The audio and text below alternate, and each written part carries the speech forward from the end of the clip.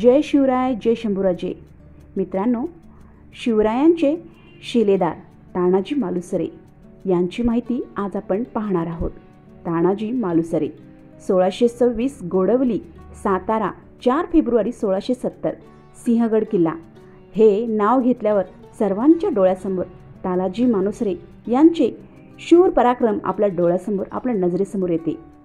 हे शिवाजी महाराजांच्या सैन्यातील एक सुभेदार व शिवाजी महाराजांचे बालपणीचे सवंगडी होते. तानाजी महाराष्ट्रात शिवाजी महाराजांच्या स्वराज्य स्थापनेपासूनच अनेक महत्त्वाच्या घडामोडीत सहभाग यांनी घेतला होता. नरवीर तानाजी मालुसरे यांचे एक स्मारक रायगडमधील महाड तालुक्यामध्ये असणाऱ्या आंबेशिवथर गावामध्ये सर्व ग्रामस्थांच्या तसेच भारतीय लष्करामध्ये कार्यरत असणाऱ्या सैनिकांनी व गावातील शहरात असणाऱ्या नोकरदार वर्गाने पुढाकार घेऊन आपल्या वैयक्तिक निधीतून उभे करण्यात आले आहे. हे स्थान महाडपासून 30 किलोमीटर अंतरावर निसर्ग सानिध्यात आहे. गड आला पण सिंह गेला. मित्रांनो, इयत्ता 4थीच्या पुस्तकामध्ये आपण सर्वांनीच शिकलेला आहोत. तुम्हाला देखील यातील इतिहास होता का? असेल तर मला नक्कीच कमेंट करून कळवा. तानाजी मालुसरे कोण होते हे नरवीर तानाजी मालुसरे?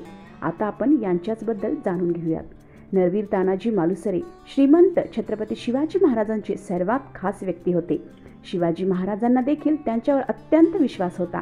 जे काम कोणाकडूनही शक्य होत नसेल ते केवळ तानाजींनीच करू शकतात याबद्दल त्यांना पूर्णपणे खात्री होती. तर मित्रांनो, आज आपण पाहणार आहोत किल्ला कोंढाणा जिंकण्याची जबाबदारी तानाजी मालुसरे यांनी कशी पार पडली.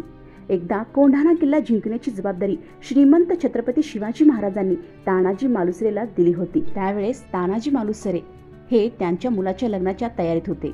त्यांना जेव्हा समजले की ही जबाबदारी महाराजांनी त्यांच्यावर दिलेली आहे, महाराजांचा संदेश मिळत्या क्षणी तानाजींना जाणवले की निश्चितच काही महत्त्वाचं काम असावं. तानाजी तयारी सर्व अर्धवट सोडून स्वराज्यासाठी आपल्या कामाला प्राधान्य देत महाराज सक्षम प्रस्तुत झाले. महाराजांनी सांगितले की आता कोंढाणा किल्ला जिंकणे मानाची गोष्ट झाली असून जगसाई होता कामा नये.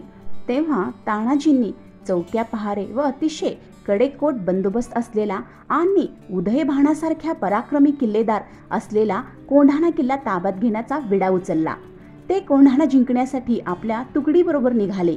आधी लगीन कोंढाण्याचं, मग लगीन रायबाचे, हे त्यांचे शब्द इतिहासात प्रसिद्ध आहेत. गडावर किल्लेदार उदयभान राठोड हा एक शूर माणूस होता आणि त्याच्या हाताखाली सुमारे 1500 हशमांची फौज होती. रात्री तानाजी मालुसरे यांच्या नेतृत्वाखाली राजगडावरून निघालेला मराठा सैन्य गुंजवणी नदी पार करत सिंहगडाच्या पायथ्याला येऊन पोहोचले. ती भयानक काळोख रात्र होती. कोंढाण्यावर जाण्याचा मार्ग त्यांनी निवडला ते म्हणजे शत्रूच्या ध्यानीमनी न येणारा प्रचंड असा द्रोणागिरीचा कडा. रात्रीच्या वेळी केवळ 500 सैनिकाबरोबर हा कडा चढून त्यांनी सिंहगडावर हल्ला केला. कोंढाणा किल्ल्यावरच्या तुकडीला कळू न देता किल्ला दिवसा चढणे दिवसा होते. तानाजींनी मागच्या बाजूने आपल्या घोरपडीला वर पाठवले. तिच्या शेपटीला दोर बांधला होता. मावळे त्या दोरीला पकडून वर चढून गेले. अचानक हल्ला करून त्यांनी तेथील सैन्याला कात्रीत पकडले आणि अखेरच्या श्वासापर्यंत लढाई करून त्यांनी हा किल्ला जिंकण्याचा प्रयत्न केलाय.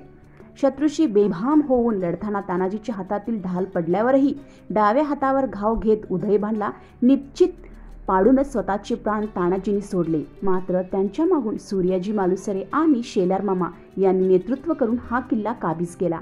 गडावरील गवताच्या गंजा पेटवून किल्ला जिंकला गेल्याचा इशारा राजांना राजगडावरती दिला गेला होता.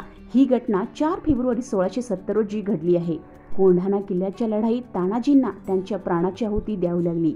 हे दुसऱ्या दिवशी श्रीमंत छत्रपती शिवाजीराजे सिंहगडावर पोहोचले तेव्हा त्यांना समजले.